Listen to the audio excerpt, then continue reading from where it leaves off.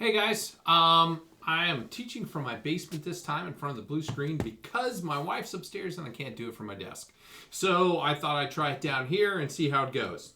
So I apologize that I'm looking down because my laptop's down and the camera's up there. So good to see you all. This is the conclusion of Chapter 8, which is on expansion cards, but really video cards.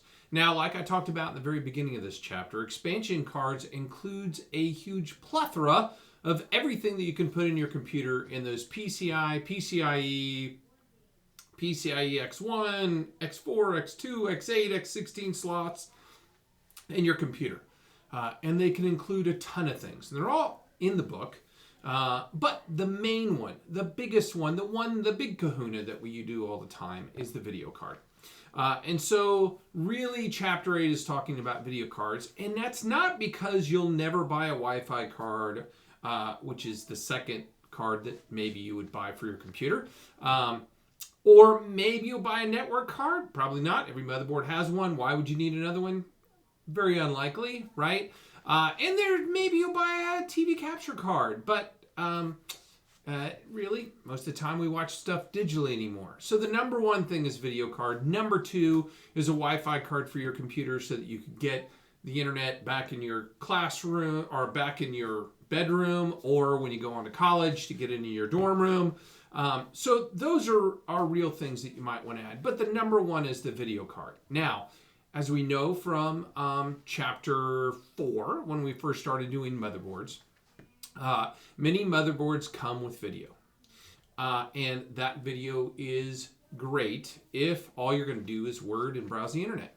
But if you're going to do anything extra, like this, OBS Studio screen capture recording can work fine as long as I have one camera. As soon as I start adding multiple cameras, I need to have a higher end video card to resolve all those video inputs going on at the same time. Also, if you want to do video editing, like I do with things like this and making movies, or graphics editing, or playing games. Anything that's graphically intensive requires a better graphics card, and many students, when they're thinking about building their computer, are thinking about building a gaming computer. I realize there are people in my class that don't play games. That's fine. But I will say a vast majority, for surveys that I've done for the last several years, say that they're gamers. Many of the people in my class that take computer classes are going to be ones that are going to game. And so they want to know how to pick out and choose a video card, which is the point of this chapter. Now, at this point, you should have already obviously done the ICANNs and the self-assessment more than once. You should have read through all the book at this point. If you haven't, read through the book because we're having the test later on this week. If you haven't read through it and taken notes, the last thing you want to do is be flippy-flopping back and forth between the test and the book to answer the questions. And not every question is in the book. Why? Because some of the things that you did required you to look at videos and things. And so the text might not be in the book, but the answers might be in the video that I had you watch, which was in the case of these, right? You had reading over Chapter 1 and 2, that included videos, that was a quiz, and the quizzes were mainly about things you learned in the videos. So if you didn't watch the videos, if you just went, man, I read through the little amount of text that's in there, then you missed the point. Because I take the time, and you take the time, to go out and find better videos on the specifications on video cards, how to choose video cards, how to install video cards. That's why after you did the reading and took those 2 quizzes, you had 2 quests last week. And those were intended to be things that you enjoyed because most students like finding things for themselves on YouTube. So the first one was how to purchase a video card according to YouTube people, and how to install a YouTube card, again, or a video card. Again, having to do with what those people on the internet had to offer you. So where are we at now? Now you're going to listen today. We're going to do a little bit of review. You're going to take that video card skirmish, and then let's see if my thing works here and I can do a little transition. Boop, boop, boop, boop. Hopefully that just worked. Let's see. Did it work? Yes, it did. Okay. So And then you're going to take this skirmish. Now, the skirmish opens more than one thing. You have to take the skirmish in order to take the boss fight on Wednesday/Thursday. Open up on Wednesday. But it also opens that optional video card project. It's optional. Nobody has to do it. But, as we know, one grade drops out of everybody's grade for the quarter. And if you don't have the grade you want, this is a great project for you to do because it's a relatively easy project. I'm going to kind of go over it real quickly. It's an amalgamation, a change, a alteration of what you normally would have done on a video card in this class. Normally, I would assign you how much money you have. In this case, you're going to buy one video card. And before you start, it says choose a price range to research. I don't want you to look at every video card. I don't want you to spend all your time going back and forth trying to figure out which video card because it's hard. And in general, we have a price range that we want to spend, and that's how we find the card that we want. So first, just identify how much money do you want to spend on your video card. If you're somebody who, in the end of this course, next chapter, as a matter of fact, you know that you're going to want a game, then you're going to want to pick something in those bottom three price ranges. Somewhere between $200 and infinity. Realistically, you can get a really good video card between $200 and $350. You can get a okay video card between $100 and $200 that you can play most games on. And you could get a video card for less than $100 that you might be able to play a couple of games on. So it depends on what you want to do. So first of all, you're just going to pick a price range, and then you're going to go, you've already set your range. I want to spend between $200 and $350. You're going to go out and find a video card, and let's say I picked $100 to $200. Okay? So I'm going to go to Passmark, video card, and I'm going to go to the video card list, and if I just said the most I want to spend is $200, I'm going to go to the high-end video cards, and I'm going to start down that list, and as soon as I see one less than $200, I'm going to say, Bajing, that's the one I want to buy. Haven't seen it yet. Let's get on a little further. Haven't seen it yet. Doesn't mean they don't exist. Some of those, the prices aren't listed, and that doesn't mean you couldn't find one on there. I'm still going down. Haven't got, there we go. The first one I found on this rating system is the GeForce GTX 1650 Super. Listing for $159.99. That, according to Passmark today, is the best video card you can get for under $200. You found it. That's the one. Okay? So, boom, Bajinga, I'm going to go, first of all, I have to see if I can actually find it for that price. So, I might go ahead and put the GeForce GTX 1650 Super into the shopping cart over here on Newegg. I'm going to drop that in there, and I'm going to see if I actually find one for less than $200. And again, should be new, not a repo or anything. And look, 1650 Super, while supplies last, dual fan, metal bricks, $189. Maybe it's cheaper. Oh, there's $159. Is that what we said? Is that what we said over there? I think we did. So that's probably the one they found. So let's go to that one. I found my card. And now all I have to do is do a PowerPoint and record it and upload it about the video card, talking about the video card specifications of this one video card so that I know that you understand those. So you're going to talk about the basic specifications, the kind of outputs, the amount and type of memory, the type of cooling, the bandwidth, whether it's got DirectX, OpenGL, what the capabilities are, pixel shading, crossfire versus SLI, and I could find almost all that right here on the site. So right now, looking at it, I know that it has 4 gigabytes of RAM. It's a 128-bit graphics DDR6 processor. I could go down here in the specifications and answer most of those things right there off of that. I might want to go to the manufacturer's website to read more. Obviously, I can see what the core clock speed is, how many of the CUDA cores are, and I could put together a presentation. You could put together a presentation in under an hour. We'll say an hour. Record it, do it, and replace that grade that you've got in your summative category that maybe isn't as good as you wanted. So that's why that's there as an optional project. You do not have to do that project. If you're sitting good in the class, you're like, I've got a B, I'm good. I've got an A, I'm great. If you don't have a B or above, why would you not take the time to do it? If you have the time to do it, I think most of us do sitting at home. Okay, so let's talk about, that's the optional thing. You've got to take the pre-project skirmish no matter what to see the boss fight show up. So all these things will show up. I don't know why it doesn't say the little boss fight header there. I'm going to fix that before it's going to show up. So you need to watch the videos that are in the Chapter 8 book. Make sure you understand those things. And in fact, if I were to go to this, even if I wasn't going to do the project, if I was going to go to this and I go down here and I say, okay, I don't know what GPU even stands for.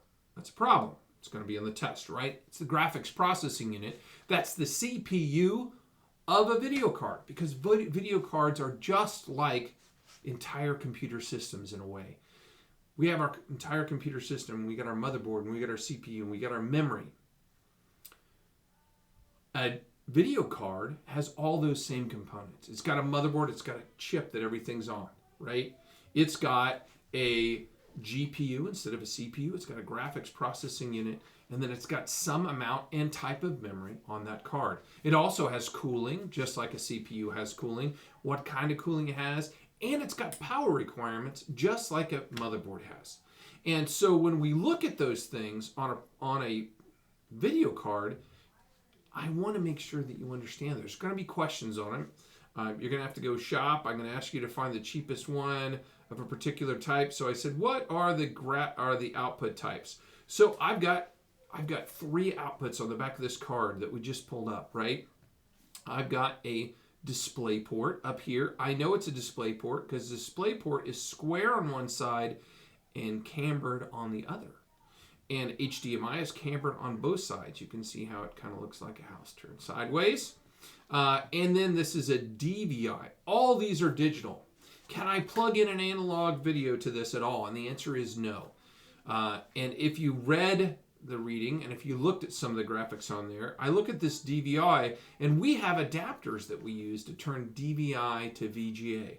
But in order for that adapter to work, right here on this, if you see where my arrow is, there should be 2 holes on this side and 2 holes on that side of the slot in order for DVI to work. So, oops, grab that, didn't mean to. So I'm going to go and type DVI port, and I'm going to go to images so you can see what the back of a DVI port looks like. There we go. That's a good one right there. Let's look at that picture.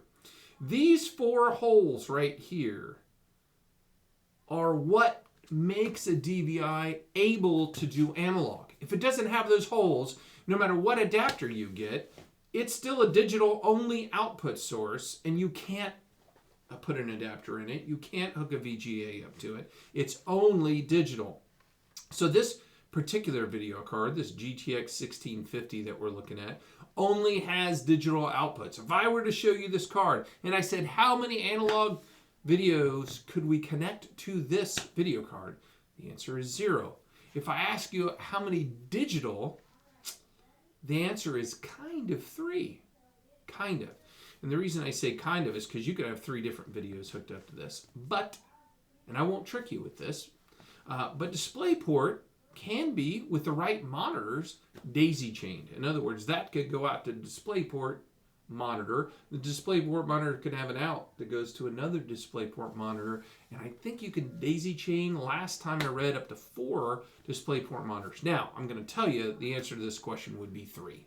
And if I ask you how many digital or analog outputs could go to it, the answer would be 0. But let's look at a different one. I'm going to go new egg again. And I'm going to go video cards. Let's see.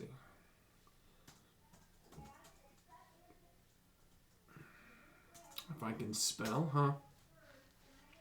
And I'm going to go desktop graphics cards. I'm just going to grab one. I'm fishing at this point. The Vega series. And this is a higher end series. I don't think it's going to work either, but let's go take a look at the back of this card and see if it has any analog options on the back of it. Oh, can't see. Show me more. Show me more. No, this has not. This doesn't even have a DVI adapter on the back of it. Now, I will tell you, if you had a DVI monitor, you would be fine because DVI monitors are digital. And I have cables on my computer, both at my desk at school and my desk at home, because I only have DVI monitors. I have an adapter that goes from HDMI to DVI. They also make adapters that go from DisplayPort to DVI. They make adapters that go from DisplayPort to HDMI. Because they're all digital, you can easily get an adapter to go from digital to digital. What you can't get is an adapter that goes from digital to analog unless that display is made to do both. And the only digital display that's made to do both is a DVI port that, I lost my picture. Let me see if I can go back to it. Looks like that one we were just looking at, okay? If it doesn't have those 4 holes right there, hopefully you can see where I'm pointing at, then it can't do analog, and it's just digital only. So it's an important point, especially if you've got an analog monitor at home. When you go to buy one, you've got to make sure you buy a video card that can do analog, or you have to understand that you're going to end up buying a new monitor. Just because you have a flat panel, and we have tons of flat panel analog only monitors at our school, flat panel doesn't mean digital. You think, well, it's digital. No, yeah, the display input on that, if all it has is a VGA port, the blue one that we normally hook up to on the side of your laptops, that is a analog display. You also have digital on your laptop. You've got an HDMI out that you could easily hook up to your TV at home and stream Netflix from your laptop to your TV, if it has HDMI. But it's important to note those differences there. Okay, so when we're talking about the outputs on there, number 2, what kind of video connections does it have? That's what we're talking about. Memory, we already saw that the memory was DDR-G, DDR6, says right here, DDR6, and it's got 4 gigabytes. We watched a video on how important the different amounts of memory were on our video card. That was one of the ones that you guys had in your reading. 4 gigabytes in general is enough video for most games. They make them with far more. There's ones with up to 12 gig of RAM, maybe even more than that now.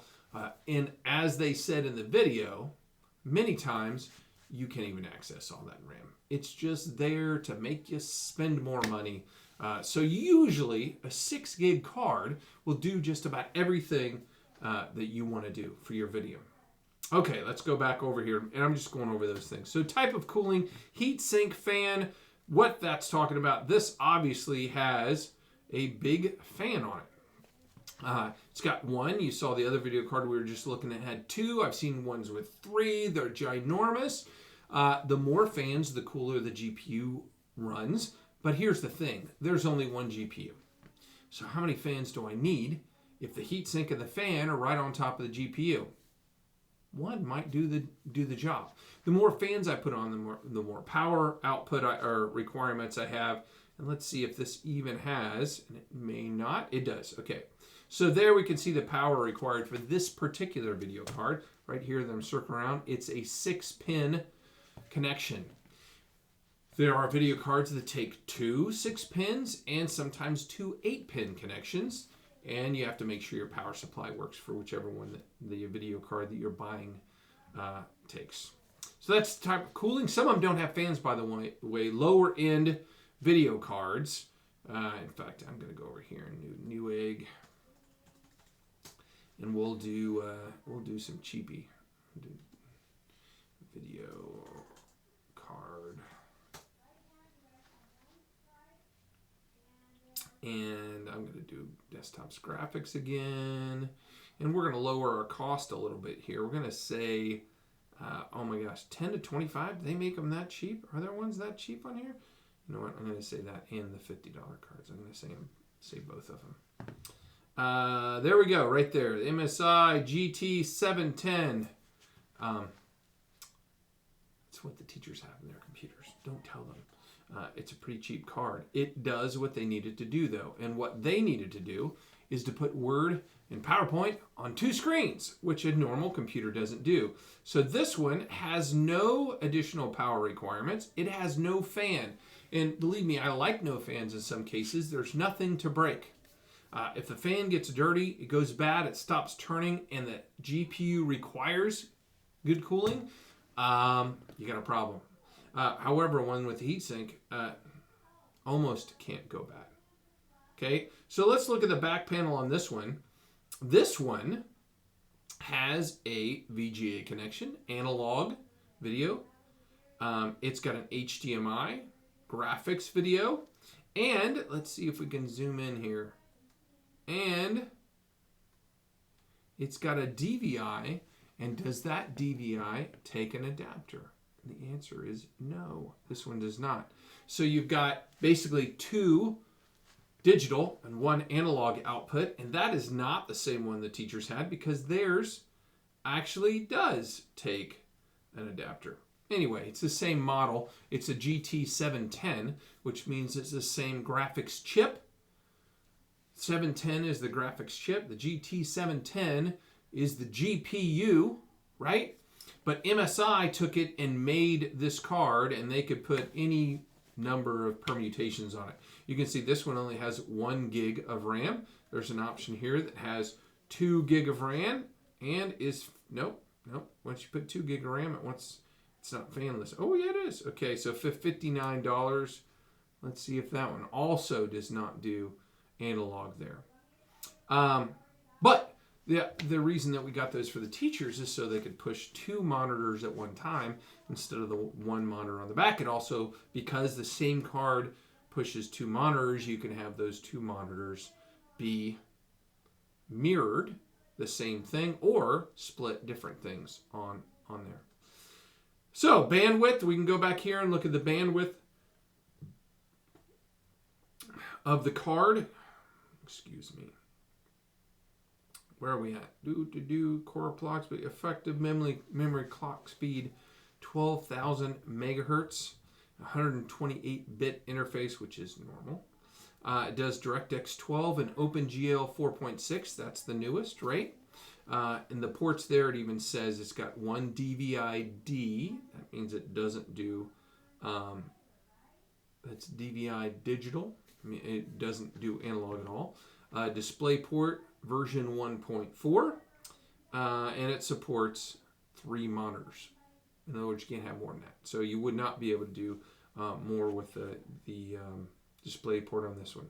Max resolution here goes 7680 by 4320, and it's important to point out on that when it has those max resolutions, it can't do that on 3 monitors at the same time. In fact, my son has a big 55-inch TV that's 4K. He's got a relatively good card, much better than this one. And he thought that he would be able to push 4K even with that one. It would not do 4K well. It does 4K kind of abysmally. And then it says power requirements, minimum power 350 watts. This one doesn't pull a whole lot of wattage because of the fact that it only has one connector there.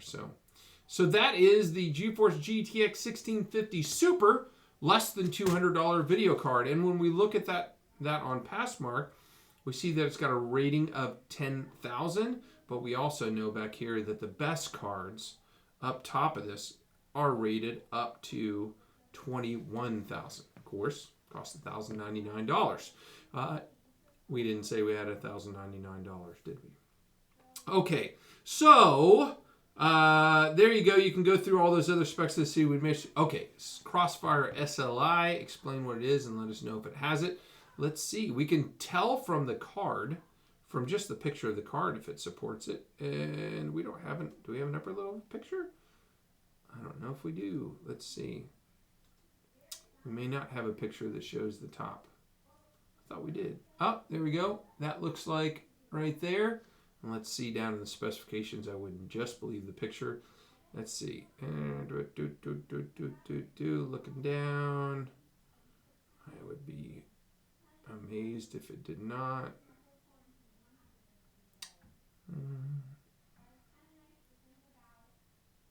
No, it does not. Look, it says SLI support. No. So it does not support SLI. They may save that for their more expensive video cards. And this is what I would call a high-end, low-cost. It's the top of their cheapies, right? And it doesn't support SLI. And we know SLI is what we use from NVIDIA cards, and Crossfire is what we get from AMD cards. Both cards are perfectly good, by the way. I don't have a preference for one over the other. I will say here at school we generally use GeForce just so you can use one set of drivers and it works for all of them. That isn't true at my house. If I have a single computer, I'm going to buy whatever the best value is at that time. Oh, and by the way, Passmark has a best value rating here too. If you're just trying to find out what card's going to give me the most bang for my buck, oh my gosh, look right there. It was the 1650 Super. It is the best bang for our buck. And then you can see down there what's going to give you the best for the money. So if I was going to go and say, I have, maybe I was going to say $250. And if I said $250, now the 1660 Super, which is 2,000 points, 2,600 points right above the 1650 Super, only costs another $70 if that was my price range. What I don't want you to do is switch price ranges while you're doing the research. It's just going to make yourself go down a rabbit hole and spend a whole lot of time that you don't want to spend. Okay, where was I? Getting back to the course. So, that's that optional project, and I wanted to spend some time on it to make sure I went over those things. So everybody at this point, 2 weeks ago, had the reading for sections 1 and 2 and 3 and 4. Last week was the 2 YouTube quests. The intention of having those 2 quests was to give you a little bit more time to digest Chapter 8 and to make sure you got everything done that was due previously. Today, after this video, you've got the pre-project skirmish. Next class is the fight. And so I want to make sure that you have gone through today and retaken the self-assessment as you go through that and you go through the reading in here. Make sure you've taken the time to watch the videos, and in some cases you want to watch those videos more than once. You can't watch one of these and I realize they may be short, but if they're short and you didn't get anything, that's not a good video. So make sure you take your time and watch those videos as intended. Oops, I just did something with, when I hit F1 there. There we go. Oh, it did work. Hopefully I was not there the whole time. I'm going to have to see. Anyway, that's all the time I have today. So hopefully everybody gets caught up. We close out Chapter 8. We are not going to do Chapter 16, by the way. My intent with the rest of the time we have in the course is to do Chapter 15. We're not going to really get into repairing, which is what Chapter 16 is about. Chapter 15 is about how to put it all together, how to choose all of our parts. We know how to build a computer. All you guys have done it at least 10 times, probably more than any other class I've had, have torn down and put together computers. The difference between that and building a new computer is taking it out of the box. That's it. You guys have put CPUs on motherboards. You put memory on motherboards. You built the brand new gaming ones that we've got that had, by the way, 1660 video cards in there for the gaming systems that we put for the new gaming club that we've got. Gaming team. Whatever. Anyway, it's just a motherboard, a CPU, memory, setting up the screws, mounting it in. Oh, I forgot the CPU cooling. Mounting it inside a case that you choose, putting in a power supply, connecting it up, adding your hard drive, your CD-ROM, connecting those up.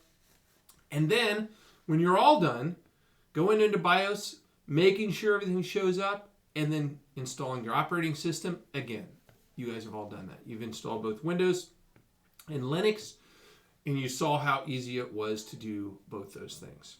So hopefully when we culminate the class with Chapter 15, and yes, we're skipping from 9 straight to 15, about how to purchase and find all the parts so that they go together, it'll be just like all the projects you've done all along, but now you're just putting it together and saying, hey, I've got X amount of money. This is the system I could buy. Or I don't want to spend a lot of money. I want to build the least expensive desktop computer that I could use for my house or for college. Or I want to spend the least amount that I can to play the game I want to play. So how would I do that? We're going to talk about that next chapter. So you guys have a good day. And if you have questions, please use that phone number I put on the class site. I can't really go up there, can I? Let me go back to here and switch up and go back. The reason this phone number is over here on the side is so that you guys can call me. Okay, it's a Google Voice number. It's gonna ring to my cell phone just like anything else. I just know it's one of you guys calling. That 937-683-1416 rings to my cell phone. I'm not going to answer it at midnight. I put it on Do Not Disturb when I go to bed. But if you guys need help, and if you want me to do a Google Meet with you, I can. If you want me to remote to your computer, I can. But you have to give me a call if you're having a problem. So again, let's see if I hit F1, does that does it automatically go back? What just happened? It did. Oh, it's working the way I thought it was going to. Okay, so that's it. I went overtime. Talk to you guys later.